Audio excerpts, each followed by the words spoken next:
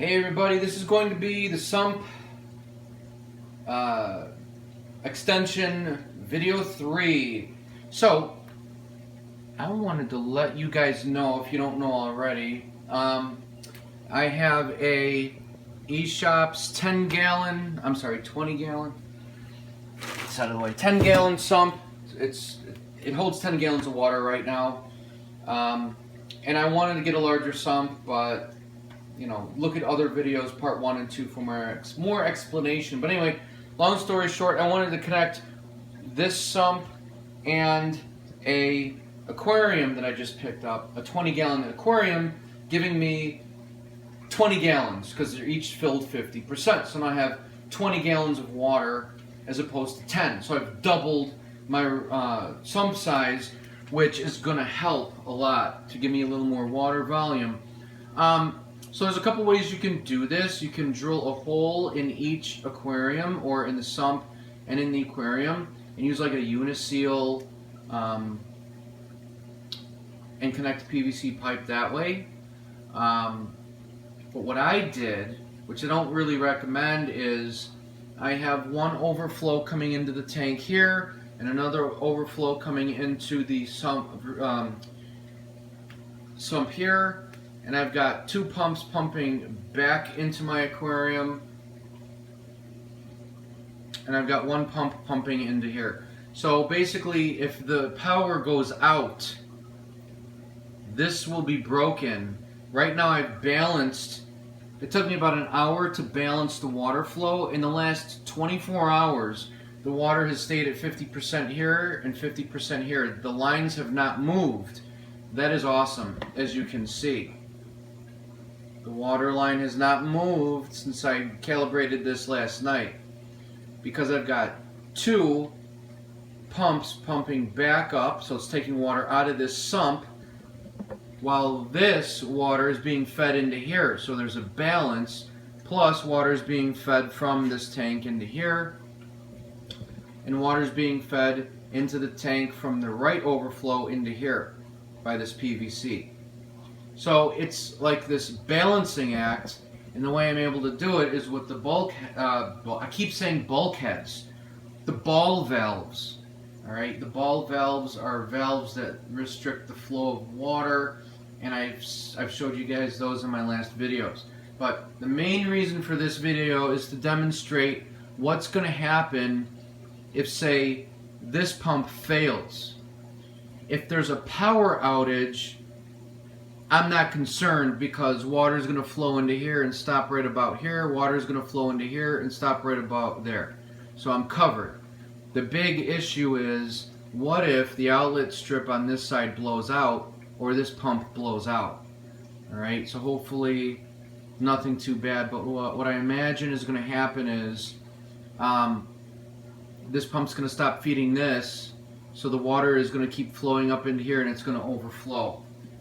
Let's demonstrate that now. Before I do the demonstration, I wanted to show you how clear this water is. I have not seen this water this clear for this long since I added this extra aquarium for the sump edition. It looks a lot better in person. As you can tell, these guys are waiting to eat.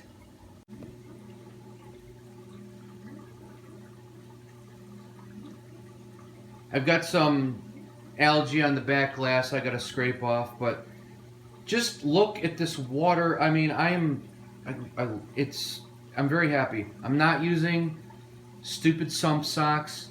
I'm not using foam blocks. So I'm not getting any air bubbles at all. The trick to that is keep your water level in your sump higher than average. Not crazy high, because if there's an outage, you know, you want some of that water to flow into the sump. That's what they're designed for. But, you know, keep it like a couple inches above the marker, and that'll make sure that your pumps are fully submerged, and it won't allow any air bubbles to get into those pumps that are getting blown back out. There's the yellow eye coal tang. Yes, I know you guys are hungry. Check out those dudes. Sailfin is hiding, but I've got the Fowlery Tang, which is the blue with the orange, and the Nassau Tang. Gorgeous guys. That collard greens, that leaf, if you will, we feed those guys collard greens daily. I get them from the grocery store. Collard greens or bok choy. It's what you'd put in your salad. Get it from the vegetable section in the grocery store. Alright, so let's get on with the test. So let's say there's a power outage. I'm going to shut this pump off right now.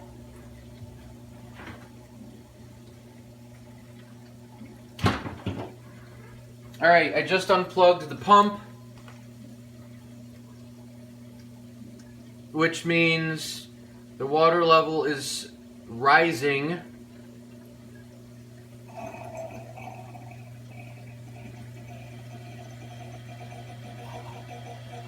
In the aquarium, okay? You hear that sound? That sound that you hear is the original sump draining, so the pumps are sucking air. That's not good. As you can see, let's see if it overflows.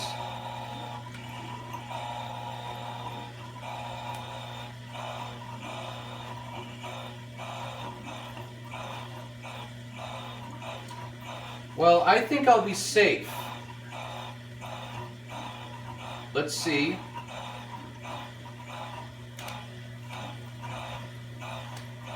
Water is still draining from the aquarium.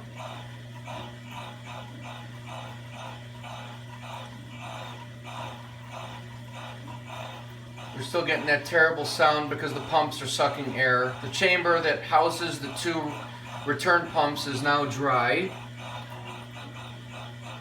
which means that they could burn out. That's not good. The bubbles are slowing in aquarium number 1. The tank is draining from above.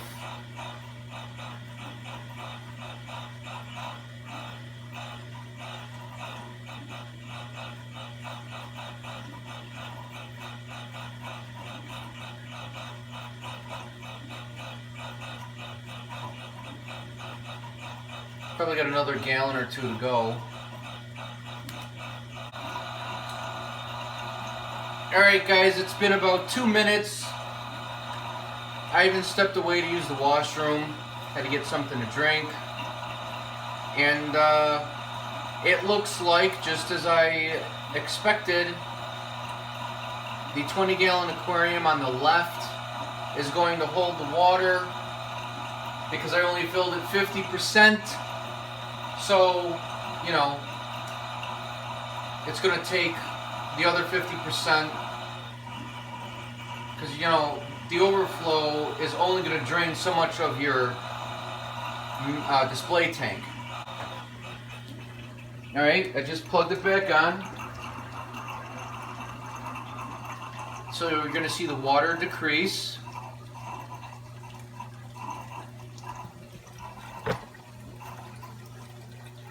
The water is now filling back up in the original sump.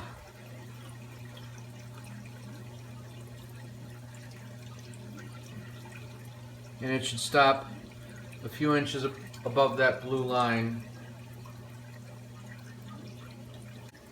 It's close to the 50%. Alright. Now, let's do one more experiment. What happens if the pumps on the right shut off? Let me power those off.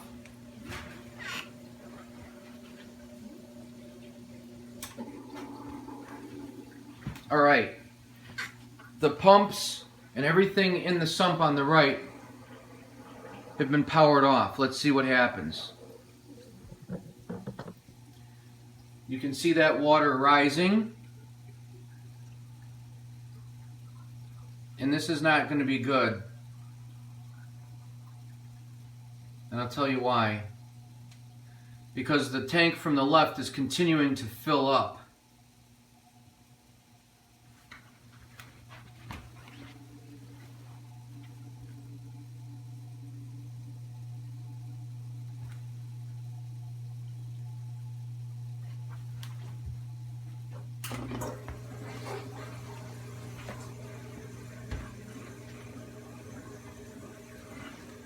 And you see the skimmer going crazy.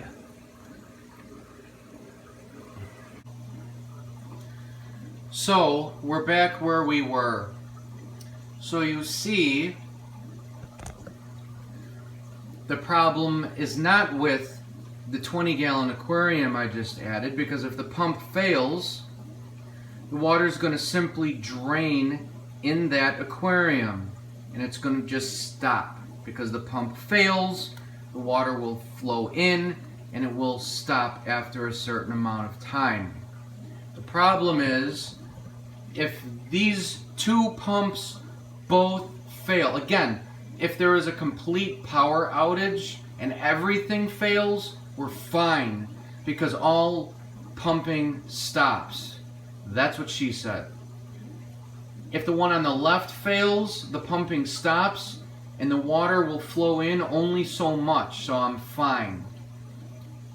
This sump on the right will then drain, potentially ruining the pumps. If the pumps on this side both fail, not only will the water flow into the sump, because the water coming out of this PVC from the tank to be filtered is filling this up with no way for the water to get back out, because both these pumps here that you can barely see have failed. You're also getting water from the 20-gallon aquarium that is being pumped into this sump. So you're getting the 10 gallons plus another 10 gallons. That's not cool. But again, both pumps would have to fail. So what I'm going to do is keep things how they are, but build a water bridge with PVC pipe, I guess. Or just leave it like this for now, and, you know, get the new sump sooner than later. So anyway, thanks for watching. Sorry to bombard you guys with so many videos, but I think it was very interesting. And hopefully you learned something by my power failure test when building your own filtration or aquarium or whatever. Alright? I really like having more water volume though. You know, I'll do a nitrate test. By the way, my nitrates were down to 20. I got the list on my phone, what everything was. You know, pH. Salinity is 1.023.